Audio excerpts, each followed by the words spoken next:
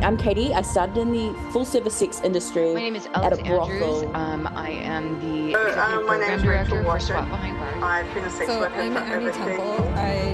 I've been really interested in like the different experiences that a lot of like different people have. That there is a level of protection. So that's kind of where this So I think the project came into being. Hello, and welcome to Illuminated in Red Light, the podcast that dispels some of the myths and misconceptions around the sex industry through discussions with real sex workers from around the world.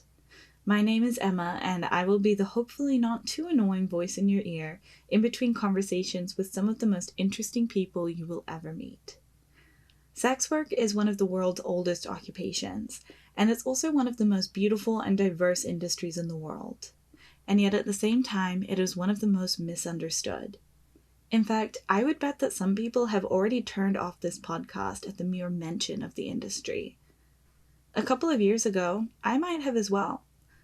I used to buy into the idea that sex work happened on those dark street corners of Hollywood films, where scantily clad bodies and drugs and alcohol, crime, and even death were prolific. Sinful depictions that were illuminated in red light for the underbelly of the world. That image of the industry is probably not very different to what a large portion of the population thinks as well. I theorize that this is because a lot of people, and a couple of years ago myself included, have never stopped to listen to the people who actually buy and sell sex. I passed a judgment based on what the media and centuries of misinformation had taught me. And honestly, I wasn't necessarily to blame, and neither would you be. There's a reason that these stereotypes are so prolific. This podcast aims to shed light on the stories and voices of real people from the sex industry from around the world, in an effort to rewrite some of the false narratives that have overshadowed the red light industry for centuries. Sex can be a very vulnerable experience. For many people, sex has been a topic that was whispered about at sleepovers, blushed over in health class in high school, or eventually flourishing into a desperately exciting and impossibly important rite of passage, the kind that was patiently waited for or planned out step by step during first dates and adolescent romances. Some people find sex to be an uncomplicated, natural course, an act that leaves less imprint on them day to day than any of their other interactions. But for others, including myself, sex can be miserably complicated.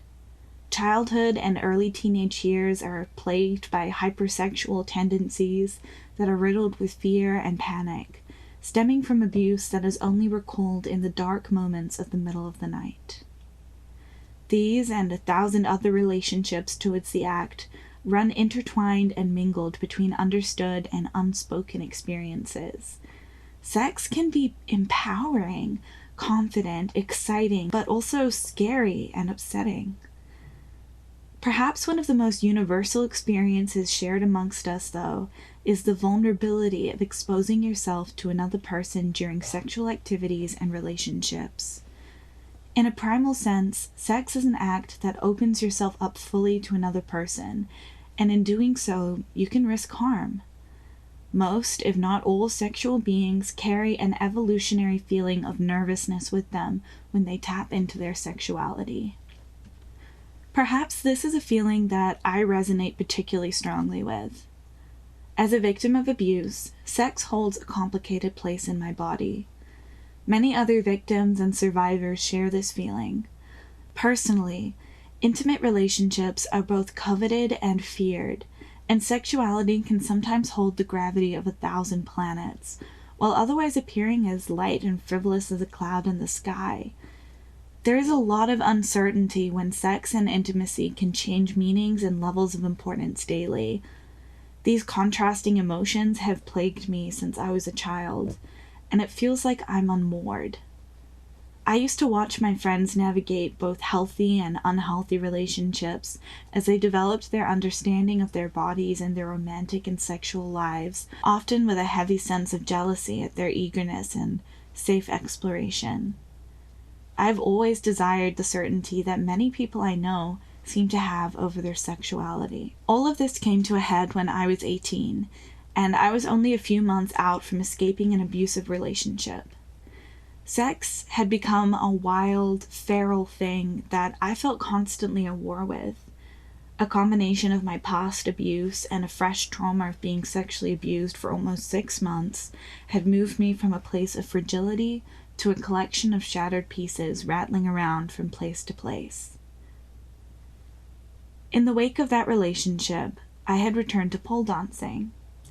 It was a hobby that I had started when I was 16, but I'd put it on hiatus while I had been navigating graduating high school and the new relationship I was entering. But afterwards, as my disconnection to my body grew in time to my failing mental health, I began to recall how the only time I had felt a fraction of certainty in my body was when I had been on the pole. Back then, I had been able to harness my sexuality for my own purpose, not for other people. It had also been a place where I had met some of the people who remained my biggest inspirations because of their passion and the security that they had in their body. In the months following that breakup, I returned to my studio, and I actually ended up performing in a pole dancing competition with a group of people who were all older than me and who were more established in the pole dancing community and in the sex industry. It was a time when I was swinging wildly into a state of hypersexuality, driven by recent abuse. I was only finding myself grounded in moments when I was moving and performing on the pole. But off the pole, I was struggling to connect with the strong, sexy people around me. One day, we took a break from rehearsals, and we were sitting in a garden cafe. I decided to try and find the lost, twitching nerve of confidence that I had to strike up a conversation with one of the women that I was sitting across from. In a very quiet voice, I went for the only memorable icebreaker that came to my mind, and I asked her what her job was. "I'm a sex worker." That was it. I'll guarantee you that she doesn't even remember this interaction, but it's never escaped from my mind. It was the first time that somebody had ever sounded so harmonized or perhaps at peace with their sexuality before.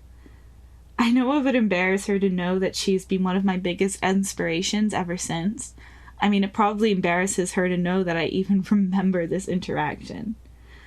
But she has been, and all of those dances that I performed with have been. In my mind, they were the people that had tamed this vicious animal that had so constantly mauled me. They were walking hand in hand with their vulnerabilities. I have been afraid, coerced, manipulated, groomed, and physically and mentally hurt by sex. At the same time, I have craved human interaction. I've desired love and physical touch, and I've felt confident and empowered by my sexuality. I've been a pole dancer, I have been a stripper, I've found power in my sexuality, and I have celebrated the sensual. But at the same time, since childhood, I've experienced many of the devastating highs and lows of sexuality, the kind that are only whispered about or televised in police dramas. I have been groomed by a teacher. I have been assaulted by men that forced me into relationships. I have woken up to somebody I thought was my friend attempting to rape me. I have danced on so many sides of the spectrum of the sexual experience, and I am sure I will continue to do so. But if I have discovered anything from my life, it is that sexuality is a vulnerable experience regardless of the context. And that vulnerability needs to be protected. It needs to be valued and respected, so that if it is abused, as mine often has been, there are ways that I can take care of myself in the aftermath. Physically, emotionally, and even socially. Everybody deserves that. I would bet that there isn't a single person who is listening to this that would disagree with that notion. Everybody deserves safety in sex, regardless of their situation, be it healthy and consensual or not. So why are sex workers and their clients not offered those same protections? The wide and varied world of the sex work industry faces the same experiences and many more that I have faced. Sex work can be empowering, it can be rewarding, enjoyable, and beautiful, and it can also be scary at times and deeply vulnerable, especially when there are no protections in place for sex workers and their customers, both socially and legally. Criminalization and targeted laws mean that vulnerability of sex can be exploited more easily and with no repercussions. Stigmatization of sex work alienates and condemns sex workers and their clients, isolating them from further support systems that could otherwise help. This is a reality that many sex workers face around the world, albeit in different legal models and capacities. If my experiences make me deserve support and legal advocacy, why would a sex worker not be afforded the same rights? Why is there a movement, especially in the United States, to exploit the potential danger and vulnerability of sex workers, their customers, and sex trafficking victims alike? People engaging in sex should be protected, the way that I wish I had been protected. They should have rights and respect. Whether engaging in sex for fun or for work, there should be rights and opportunities for support, for help, and to reduce that feeling of vulnerability that we all feel. I started the creation of this podcast after several years of research and work for the sex industry. As a Kiwi, currently living in the United States, I've lived in two drastically different models of legislation concerning sex work. In Aotearoa, New Zealand, where I started pole dancing and met some of the incredible sex workers that remain idols of mine, sex work is decriminalized.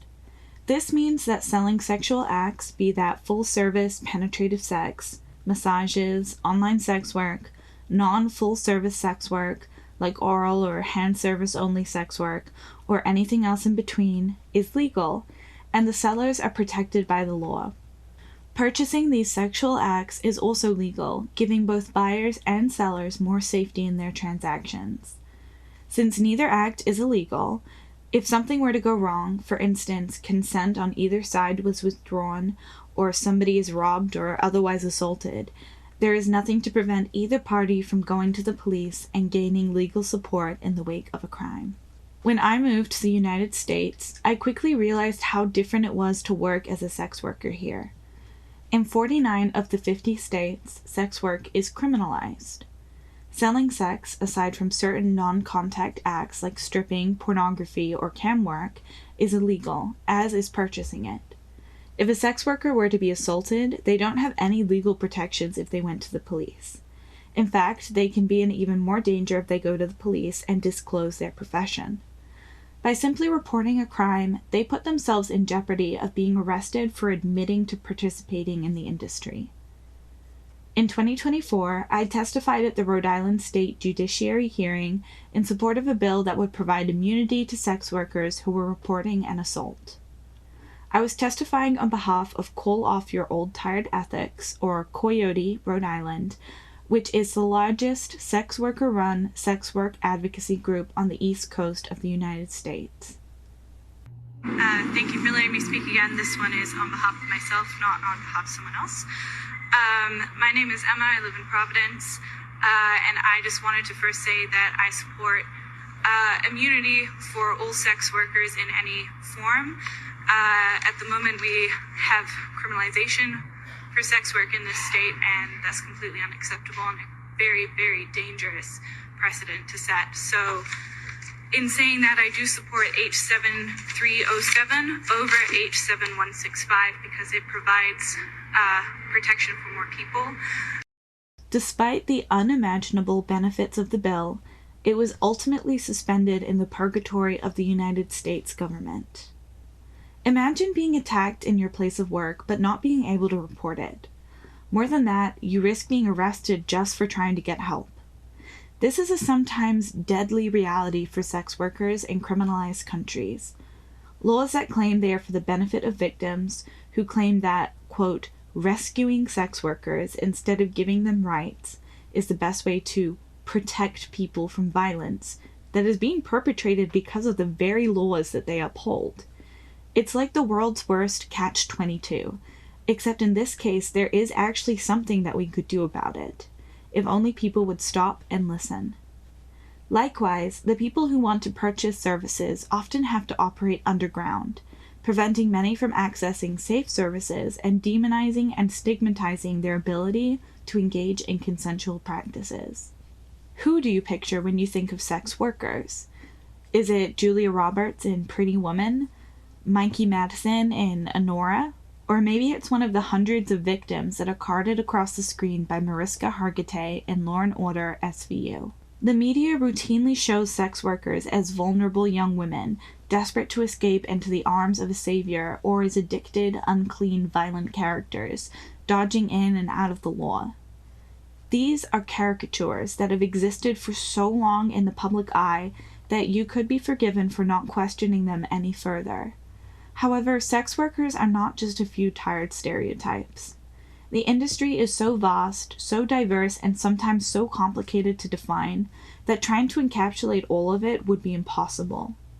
If this podcast were 1,000 hours long, I could never capture every facet, every experience, every definition that exists, and nor should I try. There are aspects of this life that I will never understand. I am not a full-service sex worker. I don't live permanently in the United States. I am a cisgendered white woman, and I've never been arrested. My world is sheltered, and yet even in my limited experience, I still wouldn't be able to fit into the storyline of a crime procedural. I want the rest of this series to focus on the stories of other people who know more than me. I'm Katie. I started in the full-service sex industry at a brothel somewhere between the ages of 18 and 19, and I'm going to be 25 this year, and I've been working through most of that time.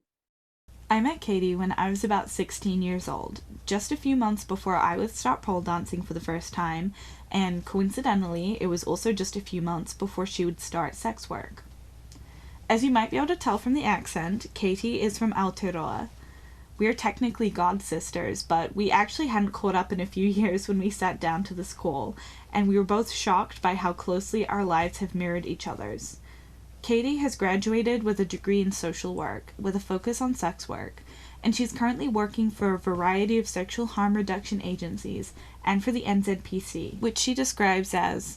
So the NZPC, while the term itself, the New Zealand Prostitutes Collective, is the old school term, we're the New Zealand Aotearoa Sex Work Collective, which I think is much more of a holistic term for what we do. So prostitute is such an outdated term, but the term sex worker encompasses all of the roles in sex work. So we support masseuses, so every now and then we get strippers and dancers, but they tend to stick with their own community. So it's a bit of everything. Katie is like a ray of sunshine, and talking to her again was a wonderful experience. So much so that I forgot that I was staying up a couple of hours past my bedtime to make the time zones work. She called me from the bedroom of her home, a 2-bedroom house that she had bought when she was just 21. I think initially I got into sex work because, I almost feel guilty talking about it because I know this is not the case for every sex worker who's passionate about sex work. But I was out of a sexually abusive relationship. I had realized that I had been sexually abused throughout my childhood. And that was after engaging in high-risk sexual activity with strangers. And my thinking at the time is like, oh, I'm so horny, I'm so hypersexual, why not monetize this? But what was really happening in my brain without me sort of realizing was, I want to have lots of sex where I am in complete control. The autonomy that I have over my body and the dysphoria that I have about being a bigger girl is affecting me. Let's be in a situation where A, I have total control, and B, I am being absolutely idolized for the body that I didn't like very much. So in that sense, initially it was sort of like, let's monetize my hypersexuality, but really it was a space for healing for me to be able to engage in sex in a way that every single thing that happened with my body or I did to somebody else was dictated by me verbally before anything happened. And that was really powerful for me. And in the other vein, now that I'm a bit older, I think it's the same for a lot of people that identify as either neurodiverse or disabled. This is the industry where I can work every day, but if I don't work for a month, I'm going to be okay because the money that I saved before means that I can keep going. And And also this kind of job being like, if I get touched out or overwhelmed, or if I start feeling ill, bro, I just go home. Who do I answer to? Nobody. So it's a perfect job for someone who's sexually healing, and also for somebody that has questionable health to be able to sort of like come and go as they need. I don't know. This job, this industry has been so good for my mental health and like surviving. I don't know. That's the kind of gist. Aside from her enigmatic presence, Katie's story really struck a chord with me. Katie views sex work and the sex industry as a healing space, one that supported her and helped her to manage and process trauma. It also enabled her to earn money in a way that befit her body and her autoimmune disorder. It gave her control over her work, her hours, control over her body and her sexuality. One of the most admirable and striking parts of talking to Katie was sensing the harmony and unapologetic relationship that she had with herself and with her health. I tried to envision a work environment that I've been in, and I have been in some weird work environments where I have developed a strong enough and perhaps guilt-free enough connection to my body that I could listen to my needs and, in her words, just go home if I had to. Her words spoke of a kind of mind-body connection that I have never experienced, one that was in complete harmony with her physical and emotional needs. As a waitress or as a supermarket supervisor, I would end my days with swollen feet and joints that would genuinely twitch in pain as I tried to go to sleep. I have been verbally abused by my bosses and by customers, but my reliance on the paycheck would keep me pushing through, even when I would experience a flare-up of chronic pain or have my CPTSD triggered by the work. In using her body in her work, or more accurately, turning her body into her job, Katie appears to have given herself an incredibly healthy relationship with her physical and mental needs. She stops when she has to stop, and she does what she is comfortable with, and she respects her limits in a way that I have never done when working for other people. Another one of the incredible women that I spoke to was Annie. She's a sex worker and an author living in Canada, where sex work is regulated under the Swedish model, where selling sex is legal, but purchasing sex isn't. She had a similar experience working with a disability. So I'm Annie Temple. I started working in the adult entertainment industry when I was 23 years old. I became a stripper and I loved it. I really loved it. I was, for the first time in my life, not living in poverty. I actually, looking back, realized I probably still was living in poverty, but it was just a much higher level of poverty than I'd been living previously to that. I found empowerment in the work, which really went against the feminist ideology that I was being taught in university. And so I started writing my papers, kind of like you, about the empowerment I felt as an exotic dancer. So that was kind of my beginning of activism. I was like, wait a second, the actual experience isn't the same as what they tell us. And I am privileged in many ways, of course, even though I'm Indigenous, I'm very fair-skinned. I am great at speaking English, and communication is like one of my special gifts, you know? So there are definitely ways in which I have privilege, but I did grow up really poor and didn't have any kind of understanding of how to earn, build wealth, accumulate, that kind of thing. So I never actually accumulated anything or invested or anything until the last 5 years, which is crazy.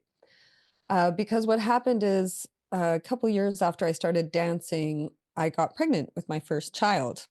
And I went back to dancing, and then I had another child, and then I went back to dancing. And throughout all of that time, I also had square jobs, went back to school, got a diploma in public relations, started working in frontline support work as like a community support worker in transition houses and drop-in centers, driving the van, the outreach vans and stuff like that. and then also this kind of other side of Square work, which was mostly marketing and public relations and working for nonprofits. And then I even worked for a motorcycle dealership, which was really cool. But the problem happened when in 2008, I had a vaccine injury. Actually, it was the Twin Ricks vaccine, Hep A/B. And it pretty much disabled me. It attacked my large, and it caused my body to turn on itself. And I developed an autoimmune condition called Crohn's, which is basically where your body attacks the tissues of your intestines. And I've come to learn now that that's because whatever like heavy metals or bacteria or parasites that could have been in the vaccine will embed themselves in different parts of your tissues. And so that's how your autoimmune condition will show itself, is by going after those tissues, because that's where the toxin is. So the body's actually doing what it's supposed to do, but it creates these antibodies towards your actual tissues because it's trying to get through them. So it's very interesting, but I digress. So that started me on a very crazy health journey where I was in and out of hospitals for years, had multiple surgeries. I now live with a permanent ostomy, which is a poop bag on my stomach. And I did try to go back to square jobs throughout this entire journey. And I don't know what to call it. It was just a long, hard road that I walked for a while. And a lot of it was spent from the reclining position. But whenever I felt well enough, I would try to go back to work, mostly in square work, because after my surgeries, I was all scarred up and I couldn't be a stripper anymore. So even before my ostomy, I didn't have a belly button anymore. I had really bad scars across my stomach. So I couldn't really go back to dancing. Plus, I was kind of aging out at that point. So I was trying to do square jobs.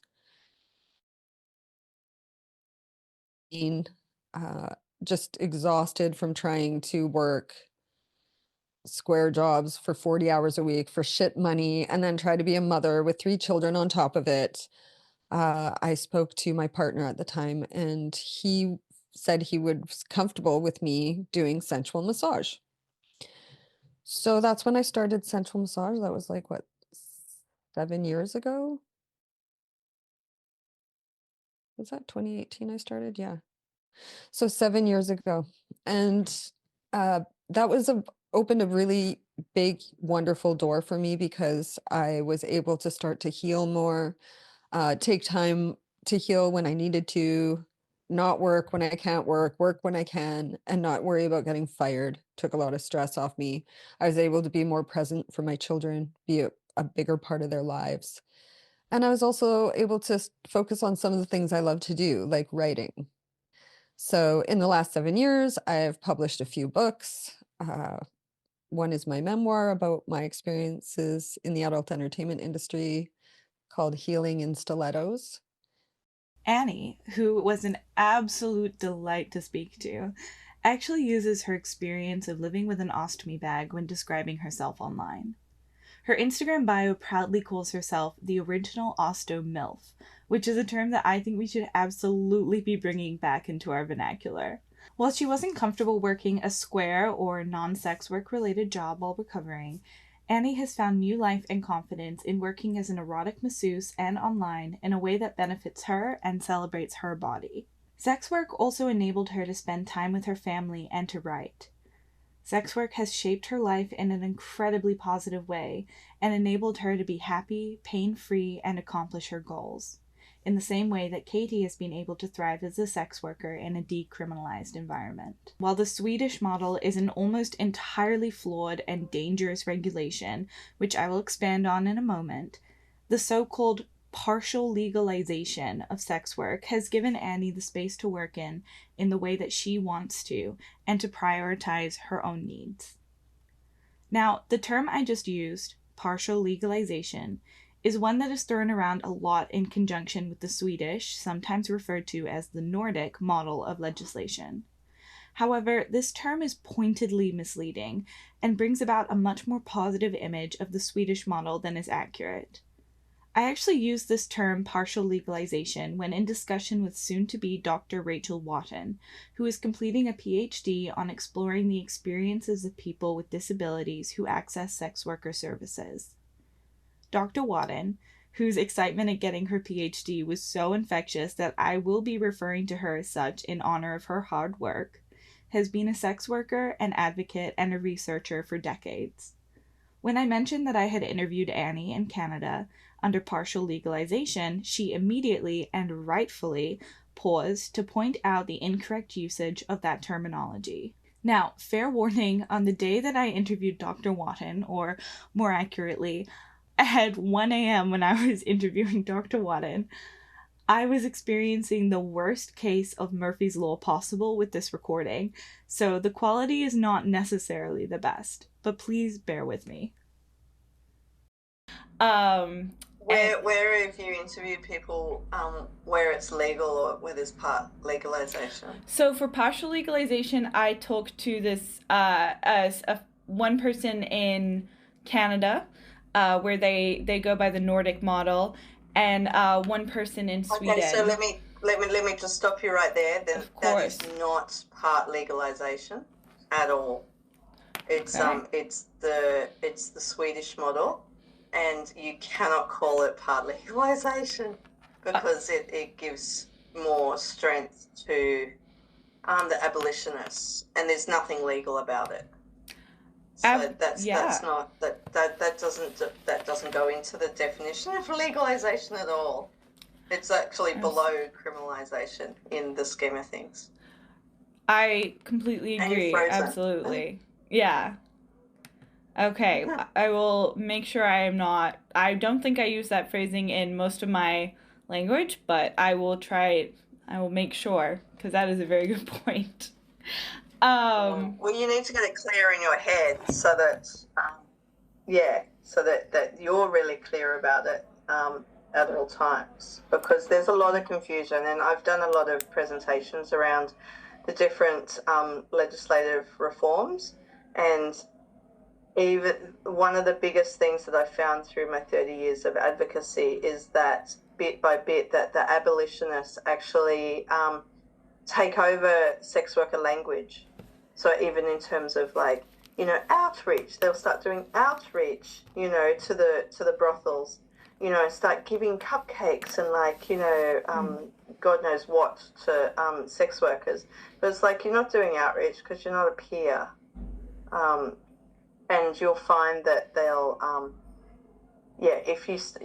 obviously you've done a lot of reading around what the abolitionists and what the Swedish model advocates say, and you'll start picking up some of the terms and terminology that sex workers have used for years. Yeah, and it's very dangerous. Interrupting, but I think it's really important, and I often talk about it publicly. But I always use Swedish model, and I don't call it the Nordic model for a number of reasons. One, not all Nordic countries support it. So Denmark very, very strongly voted against introducing anything to do with the Swedish model, and they are part of the Nordic countries. So the abolitionists, once again, changed the name from the Swedish model to the Nordic model, I think, for a few reasons. One, it gives it strength, like all those progressive countries at the top. And it's like, no. You've just bullied and cajoled all the, Finland and Norway into this. But Denmark very specifically did a lot of debates and discussions, and they voted against it. And two, it happened at a time when a lot of us were proactively speaking out against the Swedish model. And my own personal view on this, it could never be corroborated or, anything like that. But I think they changed it from Swedish model to Nordic model because when you Googled Swedish model, all of our stuff came up first. So everyone was getting the information about how sex workers and our allies and academics and researchers were all going, the Swedish model's fucked, basically, in better terms than that. But they their stuff wasn't coming to the forefront. And so they started, it was a really interesting time. It was around, I think, 2008. I can't remember when I did that presentation. It was around then. 2010, yeah. So I reckon from about 2008 onwards, they started changing it to Nordic model, and it was really interesting when that was happening. So I've often spoken about the reasons why, and I think it's really important to put it back to Sweden, because Sweden not only, I can talk to you ad nauseum about how it started, how it got through, and everything like that. So, it's literally slunk in between domestic violence and female genital mutilation, and it took 3 goes for Sweden to get it over the line. So you're aware of the shame of how they got there, yeah. So previously it never happened. Twice it got voted down. So and then they couldn't just stay in their own damn country. They had to actually send people forward, the Mormons, to preach, about it. So I think it's really important to do that. And so a lot of times people will say part decriminalization when they're talking about the Swedish model. And they're like, I always have to say, no. You cannot be using decriminalization when this is an isolation and criminalization model that is worse than criminalization, because they're actively creating us as victims, but also going after the not just the clients, it's everything else as well. So you're putting people into a bubble. With that clarification, let's return to Annie and Katie. I want to briefly clarify that their experience in the industry is not necessarily a typical one. There are sex workers whose experiences in the industry are closer to my experiences in service, and sex workers whose experiences are worse. Katie's first choice was to get into the industry, while for others it is a last resort. Annie chose sex work because she enjoyed it and because it worked for her and her health needs, while others might be working in the industry despite it. Regardless of how or why you got into the sex industry, you should still be able to be protected and access resources and help. This is a point that I will be reinforcing over and over again during this series. Sex work should be safe, regardless of your life experience. And there are other differences between Katie and Annie's stories and other sex workers' experiences around the world as well. In 2024, I briefly lived in Amsterdam, in the Netherlands, where sex work is fully legalized. In layman's terms, this means that it is legal to buy and sell sex. However, legalization and decriminalization have some crucial differences. Decriminalization means that sex work is deregulated as well, meaning that the government has no say over how you sell and buy sex. Legalization, however, often includes stringent regulations on how you can work. It's the same way that weed is legal in the US, but to sell it legally, you have to abide by government restrictions, like how you make it, what products are mixed into your weed, and how much you can sell at one time. In Amsterdam and in the Netherlands in general, sex workers are essentially treated as a product which has to be sold in a specific way in order for it to be legal. For instance, according to the KVK, which is the Chamber of Commerce for people who run their own businesses, sex workers have to register themselves as independent contractors in order to hold a license to sell, and they must pay taxes on their income. They also have to be a citizen of the Netherlands, and they have to sell sex in specific areas of Amsterdam. That last clause, in part, has led to the notoriety of the red light district. And that's because most of the buildings and hotels within that district have licenses for sex work, meaning that there is simply a higher concentration of sex workers in that area. Sex workers rent a room and sometimes a window and charge rates on top of that. Sex work from home is not legal unless you can obtain a special license that enables it. For instance, in Amsterdam, according to a council information letter from December 18, 2023, which is the most current letter that has been released regarding the, quote, prostitution policy to date, quote, commercial sex work from home is currently subject to licensing. Some of the sex workers and their interest groups are calling for a policy change that would make this type of prostitution license-free.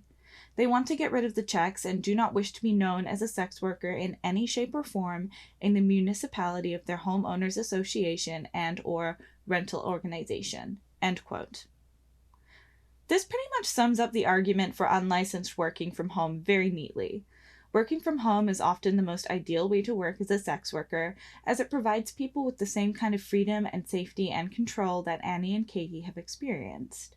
The council letter goes on to, spoiler alert, discuss why they decided to not make sex work from home unlicensed. Quote, "The executive has weighed up the possible positive effects of a policy change for the probably very small group of real home sex workers and the negative effects for the large group of sex workers working in very vulnerable conditions from buildings intended for housing. Also, various negative effects can be expected if the home sex work policy is relaxed. They are as followed. 1. It will likely become more difficult to monitor and control facilitators/networks surrounding the vulnerable group of sex workers who do not work independently from their own homes. If anything, the revenue model will become more interesting to networks/facilitators. This goes against our barrier model, setting up barriers against facilitators/exploiters. The police warn of an influence of networks that buy up residential units in Amsterdam for sex workers to live and acquire clients there. 2.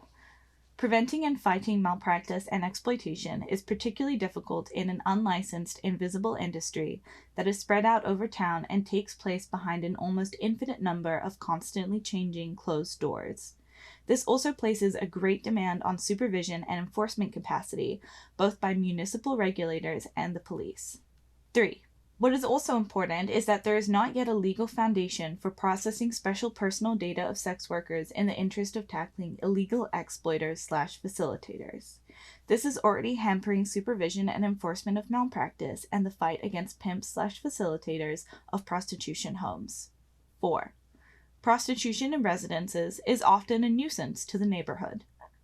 5.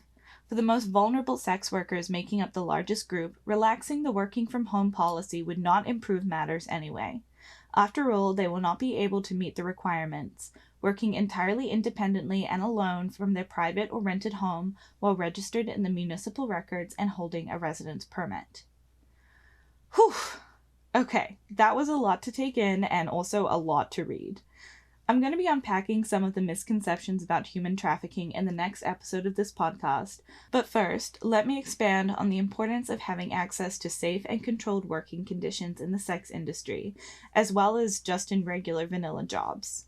I spent a lot of time in the red light district, and a friend of mine, who I will call Monica, but that is not her real name, explained to me that she wasn't going to try applying for an at-home license because her mental health history would disqualify her from getting one, since that would make her, quote, vulnerable.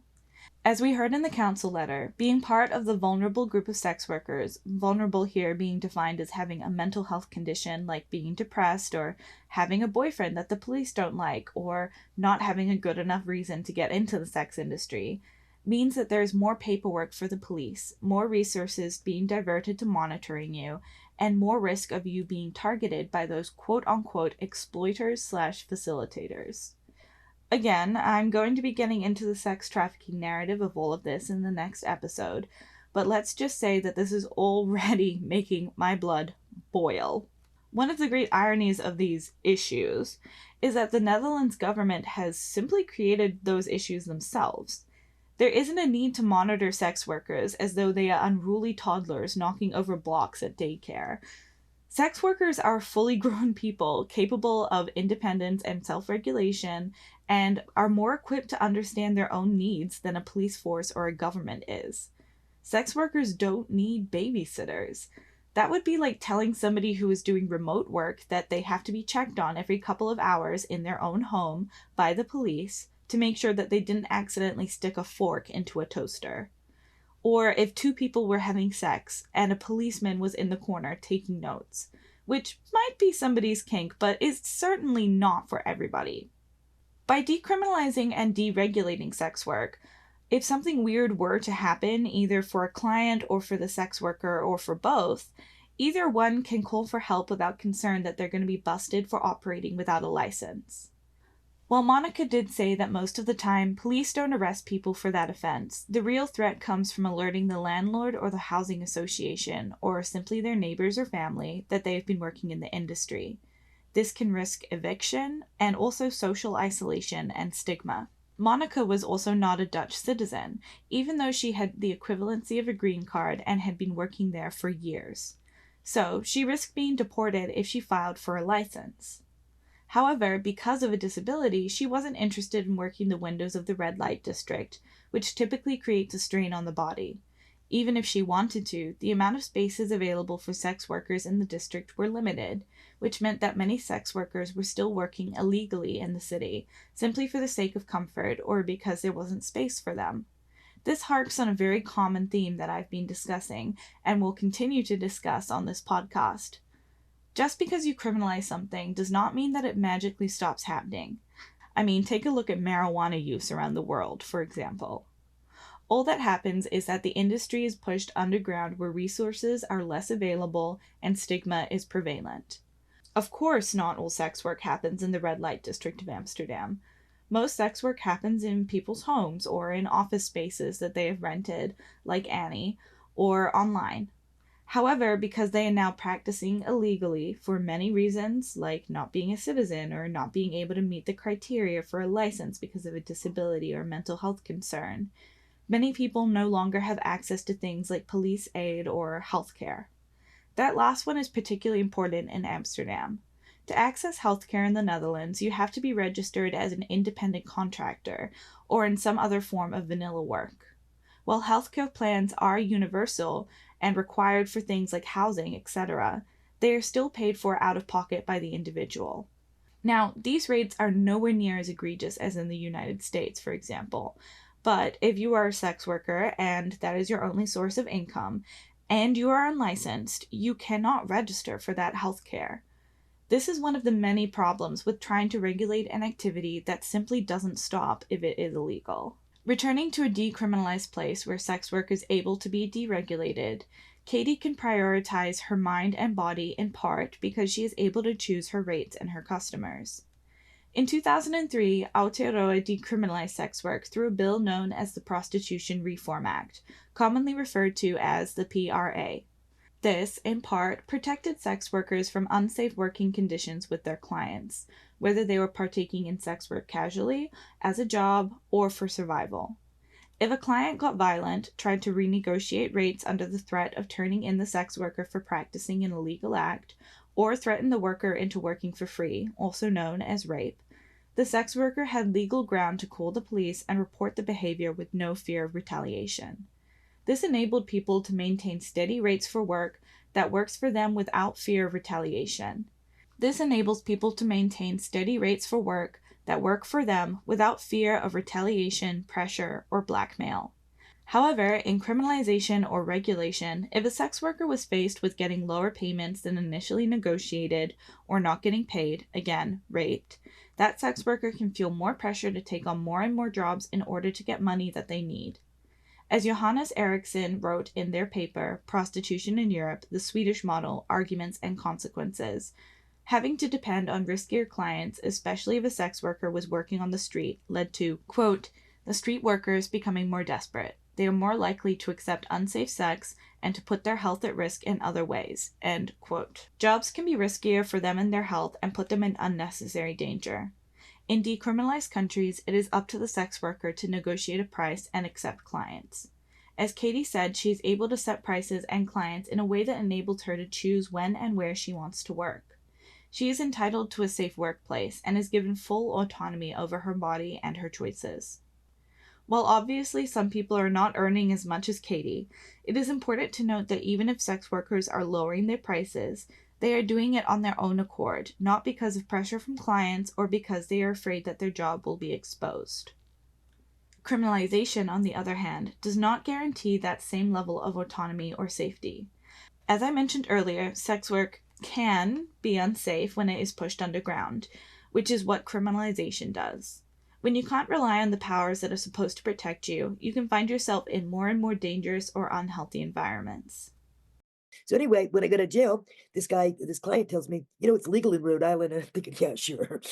I Google that shit and I pack up my house. And that's when the Craigslist killer was on the loose. And after he killed the girl in Boston, he came to Rhode Island and robbed a girl, and she dialed 911 because he was decriminalized. And then I started seeing all the women up on Gilgo Beach dying in Long Island.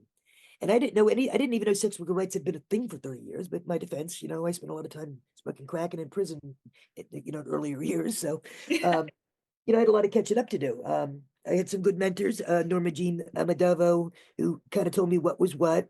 And I remember at first all I did was stay on Facebook and fight with the aunties and post every prostitution arrest I could find. And that's what you see newbies doing, right? Or they'll go, why don't you just get decriminalized? Like, oh, I didn't think of that. That was the voice of Bella Robinson, the CEO of COYOTE, Rhode Island. Here, Bella is referring to the apprehension of the murderer known as the Craigslist Killer, a man who preyed on sex workers who were advertising their services on Craigslist. According to CBS's article, The Craigslist Killer, 7 Days of Rage, which, as a side note, is a very biased and dated piece of journalism from 2009, it is believed that he perpetrated many of the assaults because he assumed that the sex workers he was assaulting would be too scared to come forward to the police for fear of being arrested or being not believed due to their status. He was caught, as Bella states, because a sex worker in Rhode Island's husband came to check on her after she stopped answering her calls while with the killer. Additionally, his first victim of assault in Boston chose to call the police, despite the fact that she could be admitting to a crime. It was likely that the couple in Rhode Island were comfortable enough to be working together and to call the police because indoor sex work was decriminalized in the state of Rhode Island at the time. This was due to a loophole law that came into effect in 1980. It was reversed in 2009, ironically around the time of the Craigslist Killer, despite the clear positive impact that it was having on sex worker safety. It was then that Bella restarted COYOTE, which had been dormant while the law had been in effect. Well, COYOTE stands for Call Off Your Old Tired Ethics, and it started in the 70s with Margot St. James. She filed COYOTE versus Robertson, Rhode Island, and the first complaint was they're only arresting the women, and the second complaint was what right did they have in the sex lives of adults in private, and they never got to that part. Now, prostitution was a felony, and it was worded so vaguely, if you had sex with anyone besides your partner, your husband, you could be charged with prostitution. And it's a felony. Now, lawmakers claims they made it a misdemeanor because the people were complaining about street prostitution, and people wouldn't be able to appeal after trial. That doesn't make any sense. If you're in there for a felony, you're most likely going to stay longer if you get out quicker on a misdemeanor. But I think what it was is they were scared the judge might rule all that shit unconstitutional and right. And people talk about the loophole, and I'll send you the link. Steve from the ACLU wrote a statement for the study commission that outlines it's the judge that did it. Now, even though the case was mute, they had to pay Margot's attorney fees because they realized that, it changed the law. Now, from that time, from 1979, indoor prostitution was decriminalized and no one knew until 2003 when they started raiding the spas, and they hired Michael Kaliska, and he actually did his job and looked at it and explained to the judge, this isn't illegal. They're not doing anything illegal. And the judge agreed, and boom, indoor prostitution was legal until 2009 when they criminalized this. COYOTE has since dedicated much of their time to supporting sex workers, sex trafficking victims, and allies. As part of this, they realized that the majority of research that was present in regards to sex work didn't actually include sex worker voices. Since 2009, they have been striving to correct that and have produced an incredible amount of data that supports the benefits of decriminalization. Specifically, they surveyed a plethora of workers about their experiences before criminalization in Rhode Island and after. The survey, conducted in 2017 and titled Trafficking in the Sex Industry in the United States, reported that 51% of the 1,494 sex workers surveyed in Rhode Island had been victims of a crime since 2009, and 70% of those had not gone to the police for fear of arrest. In an interview conducted by The Indy, a Brown University publication in 2019, titled From Decrim to Recrim, 10 Years of Recriminalized Indoor Sex Work in Rhode Island by Victoria Caruso, Bella commented that before recriminalization of the state, she had been able to work without fear of arrest or abuse keep her home without fear of being evicted, and raise her daughter safely. After criminalization, Bella shared that most sex workers were living in a state of fear and were no longer sharing information about clients with one another for fear of prosecution. This led to more risk being taken on by workers and placed the control back into the hands of abusers. Criminalization was reinstated in 2009 for numerous reasons, but two of the strongest arguments were that having sex work decriminalized was a, quote, moral outrage, a concept that I'm going to get back to in a moment, and that decriminalized sex work was fostering sex trafficking and abuse. The same article from the Indie quotes, quote, "Still, there are others similar to Hughes who are more skeptical of the resolution and decriminalization of sex work. Some opponents shared Hughes's sex trafficking concerns, like Rhode Island House Representative Sherry Roberts. The representative refused to comment on the resolution itself, but wrote in an email to The Independent, quote, "I believe it could potentially become an enticement for increased criminal activity to the state, like human trafficking, for example." Roberts also had other concerns about sex work, stating, quote, "I oppose decriminalization because I don't believe it does anything to promote family values."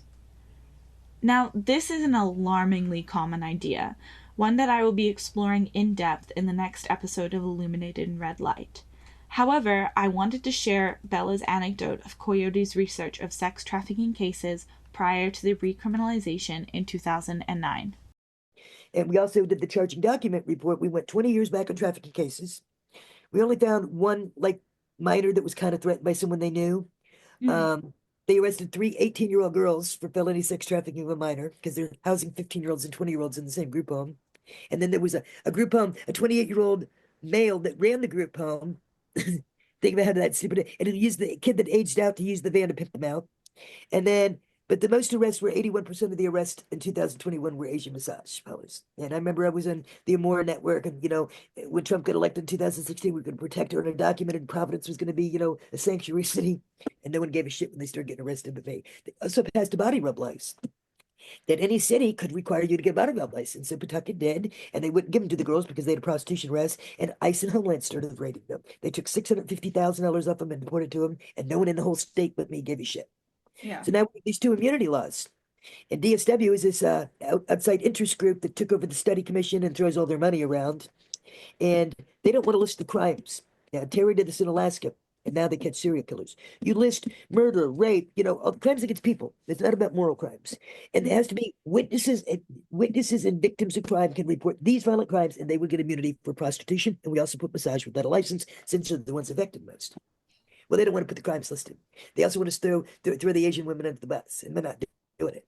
They're not doing it. I'm like, fuck you. I don't care. First of all, they got us decriminalized. And second of all, it's wrong. Third of all, Trump just got reelected. And we've done outreach to them. These are 50, 60-year-old women that this is the only way they can make money other than low wage. That's why I do this shit, right? Get a broken neck and back and not good health. And if I worked at Walmart all week long, it's not even going to cover the rent. Bella moves between two important conversations in this snippet. First, she points out that there was only one case of sex trafficking reported before 2009, but since then there has been a huge uptick in, quote, sex trafficking rings being raided, but most of those were specifically within Asian spas and massage parlors. It's important to note that the reason that the 1980 loophole law was discovered was because police were attempting to raid an Asian spa in 2003, but were unable to press charges of prostitution because it was technically indoors. Like I said earlier, I will be noting the importance of this anti-trafficking narrative in the next episode of this podcast, but the relationship between an actual sex trafficking case pre-criminalization and a sudden flurry of unlawful raids and violence towards predominantly Asian women in a criminalized environment is important to note. Because of criminalization, there is a legal precedent to raid places of business, largely based on race and racist stereotypes, and increase violence towards women in the industry compared to before it was criminalized. To take these two anecdotes, consider that pre-criminalization only one person was found to be actually sex trafficked, and it was reported to the police. However, when police made a racist raid on a massage parlor with the intent to arrest consenting sex workers, and found that they could not charge these sex workers with prostitution, they suddenly turned it into a claim of sex trafficking and started saying that we had to recriminalize in order to bust these sex trafficking rings. Most of the raids on these sex trafficking rings, and I will be getting into this in more detail, end up not with, quote, rescuing sex trafficking victims, but with charging many consensual sex workers with prostitution. The reason that they wanted decriminalization is not necessarily to prevent quote-unquote human trafficking. The real reason is a lot clearer. Bella also comments on prosecuting crimes like murder and rape and how that should not be conflated with, quote, moral crimes. She means that sex work, in the eyes of the law, is essentially a moral offense. Alex Andrew, CEO of SWAP USA, or the Sex Work Outreach Project USA, spoke about the experience of being a waitress at a strip club in the 1980s, where they were regularly raided by the police under the grounds of immoral activity. You know, when I was working at the strip clubs, there were several raids. They would come in and they would take away strippers who didn't have their thong measuring an inch across their backside. That was considered, just that was too much. That was too much flesh. If it was, Yeah. That was there like was the indecency police. whatever, I mean, yeah. I can remember my first night in the strip club. They had raided it and they took away the bachelor who was having his bachelor party and getting married the next day, and they actually arrested him and took him to jail. And his buddies were just frantic about, how they were going to get him out of jail and back to his fiance. When sex work isn't treated as a moral offense, for instance in Alaska, where there is an immunity bill similar to the one I was testifying for in 2024, lives can be saved.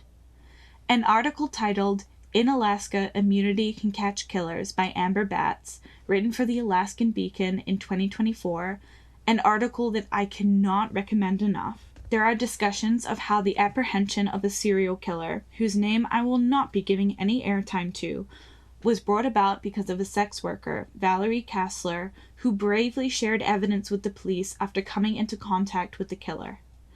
Kassler initially shared the evidence anonymously because she was, quote, afraid of being arrested for a moral crime when she had information about a horrific murder. The article states, quote, Kassler didn't know that sex workers have immunity from prostitution charges when reporting heinous crimes. Thanks to the work of the Community United for Safety and Protection addressing the issue and getting the prostitution statute modified in 2016 as part of the SB 91. Encouraging victims and witnesses to come forward and report violent predators in our communities is important. Letting the public know that this is even a viable option is part of stopping serial killers. Violence against sex workers and Native women in Alaska was perpetrated for so long and still is being perpetrated because courageous sex workers like Kassler have been so abused by the criminalization that they did not feel safe reporting violence in their community. It should also be important to note that while this immunity bill is incredibly important, certain sex workers probably still aren't comfortable coming forward because in doing so, while they cannot be arrested, they have now disclosed their profession to the police. And this can be an incredibly scary and stigmatizing experience. Moral issues with sex work are more than just personal biases. They have developed into the basis of multiple systems of legislation revolving around sex work around the world. The most obvious, of course, is the criminalization system that exists in the United States and various other parts of the world. Dr. Elaine Mossman, in her 2007 paper for the Victoria University of Wellington, Aotearoa, entitled, quote, International Approaches to Decriminalizing or Legalizing Prostitution, end quote, describes this moralistic view on the world. Quote, criminalization makes prostitution illegal with related offenses appearing in the criminal code. It seeks to reduce or eliminate the sex industry and is supported by those who are opposed to prostitution on moral, religious, or feminist grounds. Jurisdictions that have criminalized prostitution subdivide into two groups. 1. The prohibitionists, where all forms of prostitution are unacceptable and therefore illegal. This is an approach taken in most states of the USA and in countries in the Middle East. 2. Abolitionist. A modified form of prohibition which allows the sale of sex, but bans all related activities, e.g. soliciting, brothel keeping, and procurement. Making these related activities illegal effectively criminalizes prostitution, as it is virtually impossible to carry out prostitution without contravening one law or another. The abolitionist approach often focuses on eliminating or reducing the negative impacts of prostitution. It is one currently operating in countries such as England and Canada. The abolitionist model that she mentions here has since become an unfortunately popular method of regulating sex work, as we have already discussed in conversations with Annie and with Dr. Wotton. As we already know, in Canada, where Annie is from, they use the Swedish model, which is an offshoot of this abolitionist mentality. Yeah, so federally, sex work is basically a federal issue. So our entire country is under the same laws that have to do with sex work. Basically, there are laws about what they say is we have the Nordic model or the Swedish model or whatever. Some people call it Swedish, some people call it Nordic, but it's based on the idea that you criminalize the clients, but not the sex workers. And that doesn't mean that sex workers aren't criminalized, because there are certain aspects of the work which are criminalized, to do with advertising, procuring, and other kinds of things. But then they also have like this weird vague part in the law that says that you can be charged with any of these things unless you're a sex worker. But it's very, very vague. It's very hard to read. In fact, when I was writing the business Bible, because it teaches people how to become a sex worker, basically, I contacted a lawyer. And the lawyer said, the law is so vague, he said, I honestly, looking at it, don't think that you have to worry about any criminal action. He said it would be unlikely, very highly unlikely, but at the same time, it's so vague. Katie, who wrote a paper on this subject, mentions the power imbalance between client and sex worker that can occur when working in the Nordic model. People see it as sort of like this perfect in between where we're protecting the women but punishing the men. Like, oh, how do I it's so hard to explain, I think, because there's so many different so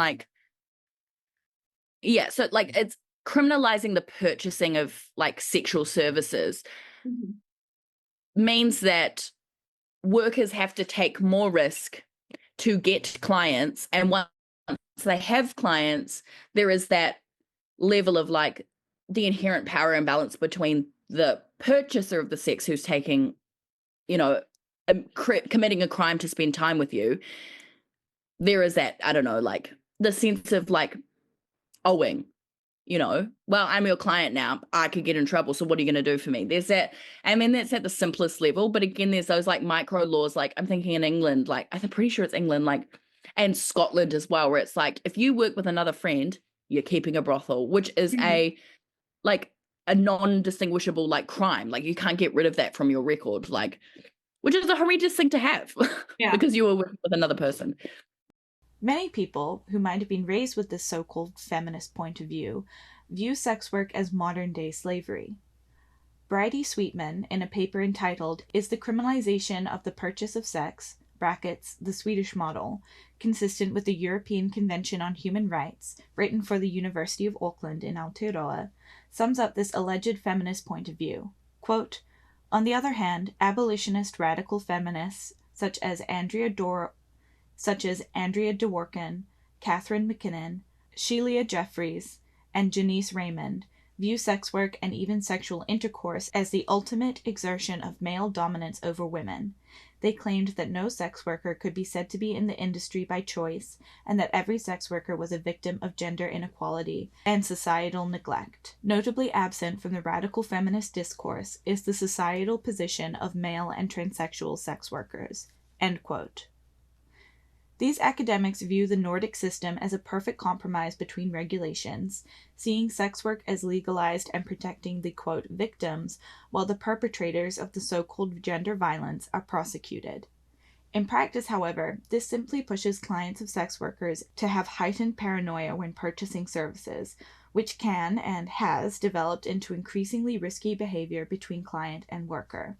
Johannes Eriksson discusses the reality of working on the streets in a country with the Swedish model. Quote, "Here are the not-so-good results. 1. A lot of women simply left the streets to start working on their own or in illegal brothels instead. That way, they became more dependent on pimps. 2. Social workers report that the situation for the women who stayed on the streets became much worse. In the first year, police used video cameras to harass clients and collect evidence. This meant that they had to film both the exchange of money and the sex. A lot of women felt that even if they weren't performing a criminal act, the way the law was used by the police violated their integrity. The street clients have become more stressed. The negotiation has to go very fast as they are afraid to get caught by the police. It is impossible for the sex worker to assess if this is a good client or not if she's supposed to jump right into the car without negotiating. Many of the good clients have turned to indoor sex workers instead because they don't want to risk getting caught. The clients that are left are the ones who don't care about getting caught because they already have a criminal record. Before the law, the sex workers could say no to these clients, but now they can't afford to say no. It's no surprise that street workers are exposed to more violence now. 4. The decrease of the number of clients have made sex workers more desperate. They are more likely to accept unsafe sex and to put their health at risk in other ways. The police look for condoms as evidence of sex. This gives sex workers a strong incentive not to carry condoms. In one final example, Annie describes what it is like to work indoors in the Swedish model while working with her numerous clients out of an office space that she rents. But for me working indoors, I haven't had to worry about anything really. That doesn't mean I feel safe. Like if I was attacked, let's say, by a client, which has never happened to me. But if I was, and I, my safety plan involves me having a phone hidden in my bathroom. And my plan is to run into the bathroom, lock the door, pull out my phone, and call my friend who lives nearby, who has a key, to come and rescue me.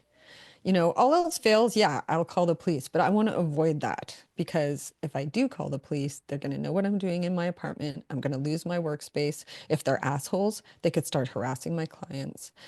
Just there's so many variables that I don't trust. So I don't feel safe because of the laws to turn to the police if I needed to. But I'm not saying I wouldn't. If I thought my life was in danger and I had no one else, I would call the police. You know what I mean? Yeah. So, yeah. But, yeah, so the laws here, they're stupid and they're ridiculous. They're so ridiculous because they say it's legal, but then they say, so you can sell it, but nobody's allowed to buy it. Like it makes no sense. You know what I mean? And it also really stigmatizes our clients. And I hate that on two levels. One level, I hate that because I'm so good at screening. I'm really good at like making sure I get these really wonderful clients so far. I've been lucky. Not just lucky, it's been intentional, and my clients are wonderful people and don't paint them as perverts and losers, please, But then on the other level is that if they come across someone who is being exploited, they can't report it because they're committing a crime. The stories that we have shared in this episode are only a snapshot of the experiences of people from around the world who work in the sex industry, but they are significant experiences that society should draw from in order to understand the actual impact that different forms of legislation can have on the human beings that exist within them. To criminalize somebody's body, their life, their sex life, not only penalizes and demeans their choices and their autonomy, it endangers it too. Bella speaks of an underground community targeted by police, dangerous individuals, and legislation that makes the very act of existing as a sex worker unsafe. The United States is a shining example of how sex work doesn't go away when it is criminalized. It is just pushed underground and increases the risk that everyday people have to go through just to work. Morality should have no place in legislation. Running a country based on outdated principles without listening to the people that are actively telling their leaders what they want and what they need is detrimental to the health and well-being of a society, let alone the safety of the people that they are supposed to be protecting. In the Swedish model, sex work can not only be unsafe for workers, but it actively targets the people who want to use the industry. The entire community of people who want to purchase services are alienated, publicly ridiculed, and demonized. When sex work is in any way criminalized, you are essentially policing the very act of sex between adults. Imagine not being able to have sex with your partner, to have sex before marriage, or to have one-night stands. Imagine already struggling to find human connection out of fear, anxiety, trauma, or for any reason at all, and being punished for trying to access it. That's what the Swedish model, which is now popularized by countries like Canada, is doing to their citizens. Not to mention putting sex workers in potentially hazardous situations while they are trying to work, and eroding the trust in police and their government while they're at it. Legalization, while conceptually less damaging to sex workers and their clients, still ostracizes large parts of the industry and prevents them from working in safe environments that adjust to their needs. Aside from the infantilizing and ableist undertones of needing to apply for and be approved to work from home, the reality of the situation in places like Amsterdam is that there are simply more sex workers than there are, quote, legal and licensed places to work. Protecting a portion of the population while still isolating another isn't protecting anyone at all. Decriminalized countries like Aotearoa in New Zealand or regions like New South Wales are able to create safe spaces for sex work to be practiced in ways that support the individuals that use sex work as a way to make money, to heal, to let off steam, or just generally connect with themselves and with other people. Katie and Dr. Wotton found support in the sex industry. Katie for herself and for her body, and Dr. Wotton provides the experience of human connection and sexual support to people who need or want it. Decriminalizing sex work doesn't just make it safer to practice, but it makes it accessible for the many, many people who want to partake in the industry. We have heard that sex work gives people space to heal and to process trauma, to find human connection, to simply enjoy the experience of having shame-free sexual experiences that make life happier, smoother, and more enjoyable. Areas where sex work is decriminalized helps not only sex workers to feel safe, but for everyone to have access to a space where they can be vulnerable without fear. And sex can be vulnerable. It can be scary and daunting. But as we have heard today, it can be beautiful, healing, and empowering. It provides the human connection and skin-to-skin contact that makes life worth living, and makes that sense of vulnerability worth it. Policing sex is policing our right to love, to connect, and to experience joy and satisfaction and release. All societies claim to prioritize safe, consensual sex. Yet criminalizing and stigmatizing sex work erodes our ability to have those safe and positive experiences. In this episode, I wanted to explore what we can learn from the narratives of sex workers around the world. I believe that what we have learned is that exploring our vulnerabilities is what makes us human and what makes us happy.